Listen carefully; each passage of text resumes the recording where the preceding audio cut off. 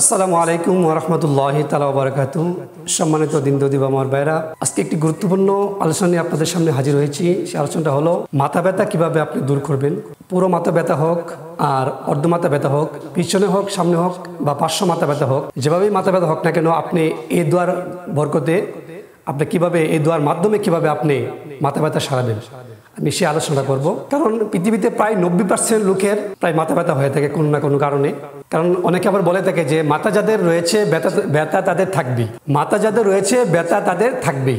এই কথাটা আমাদের সমাজে অনেক প্রচলিত হয়েছে। তো প্রায় আমাদেরকে এরকমভাবে মাথা ব্যথা 150 এরও বেশি ধরনের মাথা ব্যথা আমাদের যারা রিসার্চ করেছেন তারা এরকমভাবে পেয়েছেন। 150 ধরনের বেশি মাথা ব্যথা রয়েছে। তো মাথা ব্যথা আমরা সাধারণত দুই ভাগে প্রথমে ভাগ করতে পারি। এক নম্বর হলো প্রাথমিক বা প্রাইমারি হেডেক, দ্বিতীয়ত হলো সেকেন্ডারি হেডেক।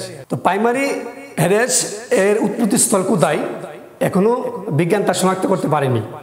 কিন্তু সেকেন্ডারি যে হেডেক রয়েছে ওইটা এরকমভাবে কোনো না কোনো কারণ হয়ে থাকে, যেরকমভাবে টিউমারের কারণে বা ব্যথাজনিত কারণে অথবা ব্লাড প্রেশারের কারণে অথবা চোখের কোনো কারণে অথবা কানের কোনো কারণে বা অন্য কোনো এরকমভাবে কারণে, ডায়াবেটিস বা এরকমভাবে কোনো একটা কারণে এরকমভাবে আপনার মাথা ব্যথা হয়ে থাকে। কিন্তু প্রাইমারি যে হেডেক রয়েছে ওইগুলা এখনো শনাক্ত করতে পারেনি। তো ওইগুলা প্রাইমারি হেডেক যে সাধারণত এগুলো মানুষের একটু বেশিরভাগ হয়ে থাকে। মানুষের মধ্যে সাধারণত প্রাইমারি যে ব্যথা রয়েছে, আপনার প্রাথমিক যে ব্যথাটা, এইটা সাধারণ মানুষের মধ্যে বেশি হয়ে থাকে। যেমন এই কারণে যে কারণগুলোতে আপনার ব্যথাটা হয়ে থাকে, যে কারণগুলোর মধ্যে প্রধান কারণ হলো যে স্বাভাবিকের চাইতে বেশি ঘুমান। যদি আপনি স্বাভাবিকের চাইতে বেশি ঘুমিয়ে যান তাহলে এরকমভাবে আপনার মানসিক চাপ অতিরিক্ত কমে গিয়ে আপনার হরমোন কমে যাওয়ার কারণে, এক ধরনের যে হরমোন রয়েছে হরমোন কমে যাওয়ার কারণে আপনাকে এরকমভাবে মাথা ব্যথা হতে পারে। আবার যদি অতিরিক্ত বেশি ঘুমান বা কম ঘুমান, কম ঘুমের কারণেও আপনাকে এরকমভাবে আপনার মাথা ব্যথা হতে পারে, মাথার মধ্যে ব্যথা হতে পারে। কারণ কম ঘুমে এরকমভাবে মানসিক চাপ একটু বেশি হয়। তো এই জন্য কম ঘুমের কারণে এবং অতিরিক্ত ঘুমের কারণে, এই দুইটা কারণেই মাথা ব্যথা হতে পারে। আবার যারা চা কফি বা কোমল পানীয় যারা খান, তারা যদি অতিরিক্ত চা, অতিরিক্ত কফি বা কোমল পানীয় যদি অতিরিক্ত খান, সেই কারণে এরকমভাবে তাদের এরকমভাবে অতিরিক্ত ক্যাফিন তাদের বেড়ে মাথা ব্যথা হওয়ার কারণ রয়েছে। ক্যাফিন যেমন মাথা ব্যথা কমায়, আবার মাথা ব্যথা অতিরিক্ত ক্যাফিন হওয়ার কারণে মাথা ব্যথা আবার এরকমভাবে জন্ম দেয় বা সৃষ্টি করে মাথা ব্যথা হতে পারে।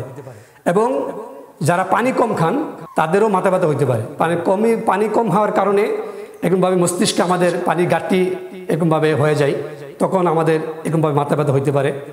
এবং আপনাকে কোনো বেলা যদি খাবার না খান, আপনার খাবার না খেলে আপনার চিনি উৎপাদন হবে না। আপনাকে খাবার থেকে যে চিনিটা উৎপাদন হয় এটা চার চিনির মতো না, এটা চার মধ্যে যে চিনি মিশিয়ে খান ওইটা না। এভাবে স্বাভাবিক একটা খাবার থেকে একটা চিনি হয় যেটা মস্তিষ্কের খাবার। মস্তিষ্কে যদি খাবার না পায় তাহলে সাধারণত তারা একটু দুর্বল হয়ে মাথা ব্যথার সৃষ্টি হতে পারে।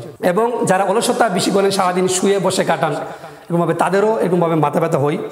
এবং বিশেষ করে মানসিক চাপ বা টেনশন যাদের বেশি রয়েছে, যারা মানসিক এরকমভাবে চর্চা করেন না, যাদের টেনশন অতিরিক্ত করেন, মানসিক চাপ বেশি নেন, তাদের সাধারণত কমন একটা জিনিস তাদের মাথা ব্যথা এরকমভাবে হয়ে থাকে। তো মাথা ব্যথা হলে আমাদের সাধারণত যে কাদের মধ্যে ব্যাঘাত ঘটায় বা আমাদের ভিতরে অশান্তি লাগে, তো এরকমভাবে এই জিনিসগুলো আমাদের সাধারণত হয়ে থাকে। বা কথা, শব্দ, কোনো আওয়াজ বা এরকমভাবে কোনো আলো আমাদেরকে ভালো লাগে না। তো এই জিনিসগুলো আমাদের সাধারণত হয়ে থাকে মাথা ব্যথা হলে। তো আমাদেরকে কি করতে হবে, মাথা ব্যথা যখন হবে, আপনার সম্পূর্ণ মাথা হোক বা অর্ধেক মাথা হোক বা এরকমভাবে সামনে হোক পিছনে হোক, যেরকমভাবে যে আপনার মাথা ব্যথা হয়ে থাকে, সব ধরনের মাথা ব্যথার জন্য আমি এই আমলটা বলবো। আপনার এই আমলটা করলে তাহলে মাথা ব্যথা থেকে মুক্তি পেতে পারবেন। তো আমলটা হলো কি, আপনি পবিত্র অবস্থায় উজু করে নেবেন। আপনাকে পবিত্র অবস্থায় উজু করে নেওয়ার পরে আপনাকে আমি যে দোয়াটা আপনার স্ক্রিনে দিয়ে দিয়েছি, এই দোয়াটা আপনারা দেখে নেবেন।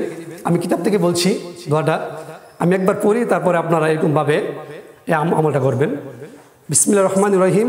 আল্লাহুম্মা আসআলুকা বিআসমাইকাল হুসনা ইয়া নূরান নূরি ইয়া খালিকাল নূরি ইয়া মুনাওয়িরাল নূরি ইয়া নূরা কুল্লু নূরি ইয়া নূরা লাইসা মিসলুহু নূরুন ইয়া নূরু আকবালু কুল্লি নূরি ইয়া নূরু আবআদু কুল্লি নূরিন ফিন নূরি সুবহানাকা লা ইলাহা ইল্লা আনতা ইয়া জাল জালালি ওয়াল ইকরাম খালিসাম মিনান নারি ইয়া মুজিরু ইয়া মুজিরু ইয়া মুজিরু। এই দোয়াটা আপনারা দেখে নেবেন এবং মুখস্থ করে নেবেন, অথবা লেখাটা আপনার সামনে লেখে, কাগজে লেখে আপনার সামনে রাখতে পারেন। এই দোয়াটা পরে আপনি মাথার মধ্যে ফুঁক দিবেন। যদি অন্যের কোনো ব্যথা হয়, যদি আপনি পারেন তাহলে অন্যের মাথার মধ্যে ফুঁক দিবেন, যদি আপনি না পারেন তাহলে আপনি, যদি নিজের হয় তাহলে এরকমভাবে হাতের মধ্যে ফুঁ দিয়ে এরকমভাবে মাথার মধ্যে এরকমভাবে লাগিয়ে নেবেন, তো আপনার মাথা ব্যথা চলে যাবে। অথবা এটাকে আপনাকে কাগজে লেখে, জাফরান দ্বারা লেখে আপনি এরকমভাবে তাবিজ করে এরকমভাবে মাথার মধ্যে দিতে পারেন, তাহলে মাথা ব্যথা চলে যাবে। এটা এক নিয়ম। আর দ্বিতীয় নিয়ম, একটা সহজ নিয়ম, এটা সকলের জন্যই গ্রহণযোগ্য। ওই সহজ নিয়মটা আপনি করতে পারেন। যখন আপনার মাথা ব্যথা হবে তখন আপনি একটু উজু করে নেবেন। আপনি পাক পবিত্র অবস্থায় থাকতে হবে, কারণ কোরআনের আয়াত তো, কোরআনের আয়াত তো পাক পবিত্র অবস্থায় পড়া লাগে, নাপাক অবস্থায় তো পড়া যায় না। তো আপনি পাক পবিত্র অবস্থায় উজু করে আপনি বিসমিল্লাহ সহকারে আয়াতুল কুরসি একবার পাঠ করবেন। তার আগে দুরূদ শরীফ পড়ে নেবেন 3 বার, আয়াতুল কুরসি একবার পড়ে নেবেন, আয়াতুল কুরসি একবার পরে 4 কুল 4 বার, কুল ইয়া আইয়ুহাল কাফিরুন, কুল হুয়াল্লাহু আহাদ, কুল আউযু বিরাব্বিল ফালাক, কুল আউযু বিরাব্বিন নাস, এই 4টা সূরা আপনি পড়ে নেবেন। পড়ার পরে আপনি এরকমভাবে হাতের মধ্যে ফু দিয়ে মাথার মধ্যে মেসেজ করে দিবেন। এরকমভাবে আপনি 1 বার 2 বার 3 বার পর্যন্ত করতে পারেন। আপনি 1 বার 3 বার 7 বার আপনি করতে পারেন। করে মাথার মধ্যে মেসেজ করে যখন দিবেন তখন আপনার মাথা ব্যথা তাৎক্ষণিক এরকমভাবে বন্ধ হয়ে যাবে বা সেরে যাবে। আগের দোয়াটা খুব একটা কার্যকরী, আমি যে প্রথম যে দোয়াটা বলেছি খুব কার্যকরী একটা দোয়া, ওই দোয়াটার সাথে সাথে আপনার মাথা ব্যথা কমে যাবে। আপনি এরকমভাবে আমল করে দেখতে পারেন। আল্লাহ পাক রব্বুল আলামিন যেন সে আমলের বরকতে, সে দোয়ার বরকতে এবং কোরআনের আয়াতের বরকতে আল্লাহ পাক রব্বুল আলামিন যেন আমাদেরকে মাথা ব্যথা থেকে দূরে সরে রাখে। সবাই বলি আমিন।